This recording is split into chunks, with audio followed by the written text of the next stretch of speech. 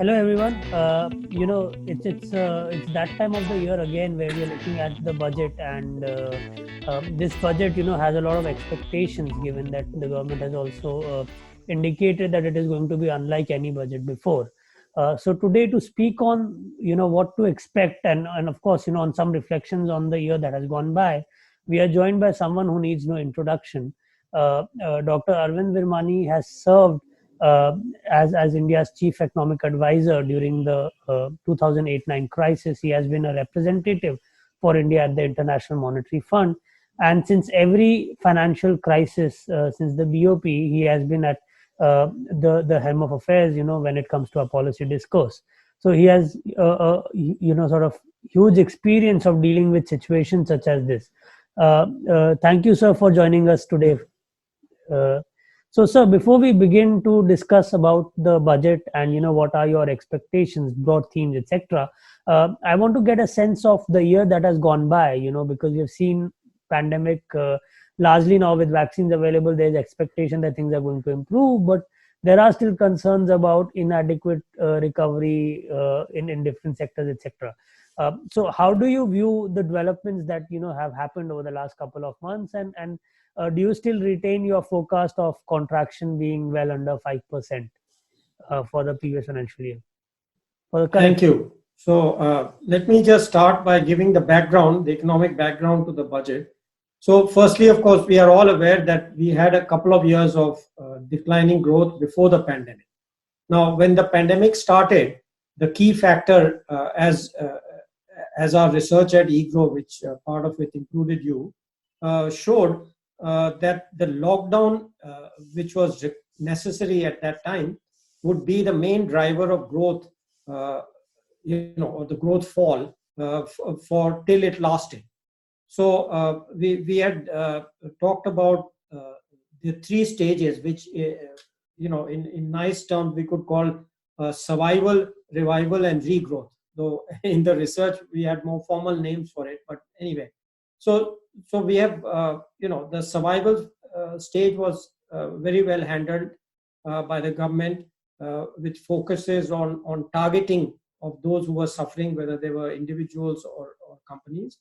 And the second stage, revival, which I had predicted to happen by the Q4 of the financial year, actually seems to be more or less in place by Q3, which you could say is a little bit of an upward surprise. And only the contact services, again, something which our research, including the paper we did together, had indicated that the contact services would revive much more slowly, and that is still true. That's more or less, again, only 50-60%. So a little bit of focus, which in the budget I will say when we get to the proposals. And then, of course, we had emphasized repeatedly in all my discussions, talks, interviews, that the government must focus on the regrowth portion, because given that the lockdown and the pandemic more generally had given a further shock to growth, it was very important that we go back to and do the policies which are necessary for reviving growth now, because the growth was no longer in that fast growth period. And the government, again, at least starting from September 2019, has done a number of reforms, and these reforms have accelerated during the pandemic, taking that stipulation to heart of what we call not wasting a crisis, and using the opportunity to do the reforms. So that is the background to the budget. Of course, the reforms are known. We don't need to get into all those, but the popularly mentioned, the most important, of course, were labor and agricultural reform. But there's a whole list of them, which I think we've discussed earlier in an interview on this program. Yes, sir. No, so I wanted to ask this again because you're stuck with your forecast of contraction, around 5%. Right. Gradually people are converging to your forecast. Right. So yeah, very good point. Yeah, I forgot to mention that. So around April, May, we had given a forecast. Forecasting is always in terms of a mean and a plus minus. So the forecast we gave in uh, April, May was when the first indicators of the current year came out was minus 5% plus minus 2.5%. And we had pointed out that given the big uncertainties with the pandemic, we had a completely unusual 2.5% spread, which I have never had in my life before. The biggest I ever had was plus minus 1% in the BOP crisis. So given that, then a couple of months later, a month or two later, I had said that there was a downside bias. So if we take those two statements together and summarize it, that would be a growth rate of minus 7.5 to minus 5%, and I've stuck with that ever since.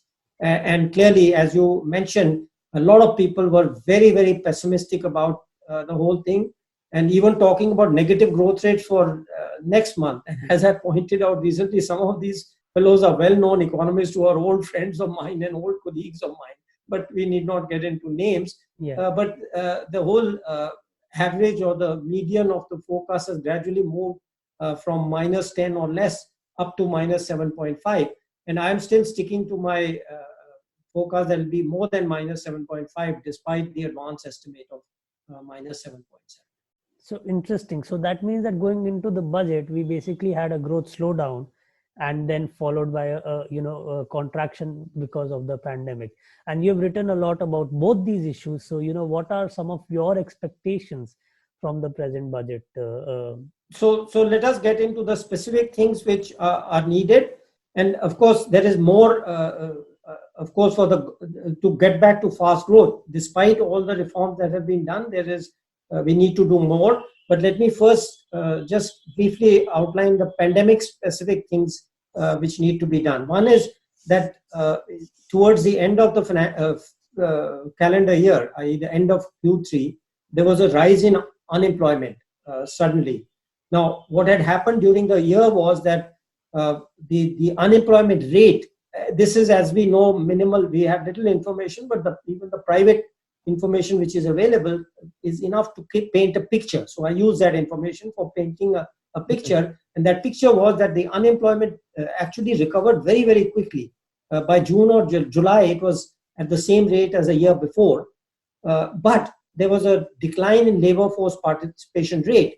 And the economics tells us, unfortunately, the private people are using this for political purpose. If you use it for economic purposes, it tells you very clearly that that people have withdrawn from the labor force because of pandemic fears. That is a natural thing which economics tells you. And that 2% decline occurred. But then in December, about 1.4% of this 2% suddenly came back to the market, and there was a sharp corresponding jump in unemployment rate. So again, that is very consistent with economic theory and what one would expect.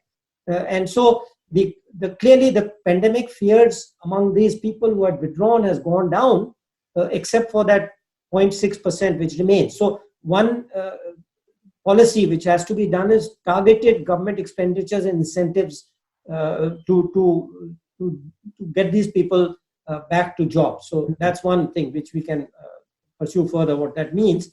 And then the second part is well known, but the weaknesses in poverty alleviation program. Everybody now knows about the migrants, etc., etc. But again, this is a weakness we have been pointing out. In fact, my early suggestions were along the lines which I have now proposed for the budget, which is the integration and reform of the poverty alleviation system. Earlier, I was talking about direct cash transfer, but I have added more details for the budget. And again, we can go into the details of that. The third one is public health. Again, a lot of people talking about public health, and we may not have time, but if we have time, we can discuss those. So that is the overview. Now, we can start with the growth. If you like, we can get into the details of the policies needed for reviving growth. Yes, sir. Yes, sir. So before we go to growth, I wanted to get a better sense on the poverty alleviation measures that you mentioned. Okay. And the reason why I want to ask this is because if I remember correctly, you had proposed an idea of a smart card while at planning commission, and this was this predates, the Aadhaar Yeah. and DBT and Jandan, etc. Yeah, that was actually the UID which had proposed, which went with the smart card. Yeah. Yes, sir. The Yes, sir. unique ID number, which Yes. then got rechristened at Aadhaar. So, okay, so very briefly, given the short, the time constraints, let me, very quickly outline this. So, what are there are systemic problems in poverty alleviation, which is firstly the missing poor.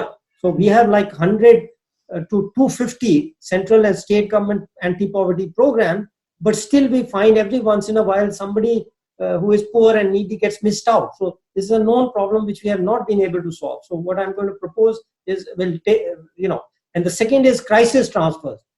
Pandemic is not the first crisis. You have hurricane, floods, and so you have to be able to reach those people who are affected. So, and the third one is maldistribution of transfers and subsidies. That is, people who deserve more get less, and vice versa. And finally, this is the most well-known, of course, multiple central and state programs and the leakage and corruption problem. Yeah. So what I have proposed is to three pillars of the reform, which can be built on the UID, basically. That's what the reference which you give, and brought into the UID, of course, now exists. At that time, it didn't exist. So the three pillars are a welfare stack, which will, you can think of, something like health stack or fin stack. It was the gives you an idea what that means, but it would have all central and state government poverty and related programs on it.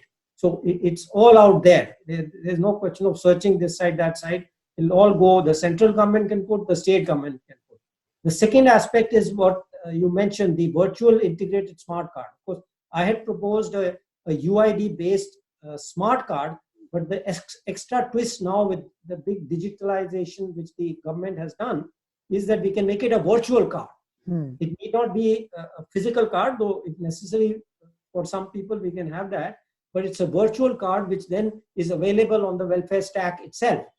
So that all hungry, absolute poor, vulnerable have this thing there. Sometimes then if there's a crisis, then we can say, okay, there are extra people, we give them more, etc. So it empowers all the vulnerable. And finally, of course, something which can be called direct cash transfer or DBT mobile. And this would be pool all the funds of central government anti-poverty programs into a single thing and link them all. So, and secondly, it would emphasize the M in JAM. Again, JAM is there, and emphasizing M means mobile, right? So you emphasize mobile for delivery, basically. So this is the delivery aspect that we can cover these two critical components. One is migrant labor and self-employed. So a lot of people are moving, and as the economy develops, more people will move, so we won't miss them in the next crisis. Okay. So migrant, whether they are in the workplace or they are home, they carry their mobile with them, we can reach them. And similarly, the other extreme, the rural women, many rural women, partly for economic, partly for social reasons, are not very mobile. They are restricted in mobility. So again, we can empower them by emphasizing the mobile element. It's not to say the other elements like accounts and all are not necessary, but a mobile wallet will actually be able to reach them very effectively. So these are the three components of the system, which I think the central government could in effect announce in the budget or later and start preparing the ground for it. And this would mean a massive transformation of the welfare system. So, and just to complete the process, at some future date, this could be integrated into what, again, you also have worked on, the net income transfer system or a net income tax system.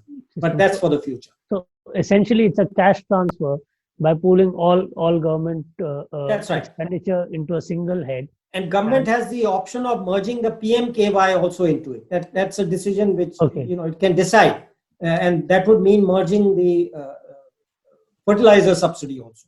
So it can actually be a comprehensive program, but the degree of comprehensiveness is somewhat flexible, and the central government can decide how far to go in this budget. if I'm able to understand it correctly, what it means that food and PDI subsidy, all of that gets merged into this, which means essentially there's an expenditure of 4 to 5 lakh crores of government which gets consolidated, and you can actually save if you're doing direct cash transfers by avoiding elimination or duplicacy, and at the same time sort of ensure that inclusion exclusion errors are minimized. Is Right. that the So idea? right, exactly. So, but the how fast to go? Of course, ideal would be to merge everything, okay, and give the cash transfer. But there are political constraints sometimes. But what you could do is pool as much of the funds as government decides, and then start that off. So for example, you may decide, for example, to keep certain educational programs out of it or health programs out of it. That's a decision which is possible. It's not ideal, doesn't mean we have to do it now, Yeah. right? Sometimes some things you can keep out for the time being, but yes, you're right. Ideally, for example, food, all the food subsidies implicitly could be shifted into this program, and people would get again cash in their hands. Yeah. That's why that trinity, and Yeah. they can see it that I'm getting it every month with no fail. I don't have to go to the bank, which for rural person or a remote area could be several miles away, or wait for the correspondent to show up in your village to be able to do whatever transaction. Yes, sir.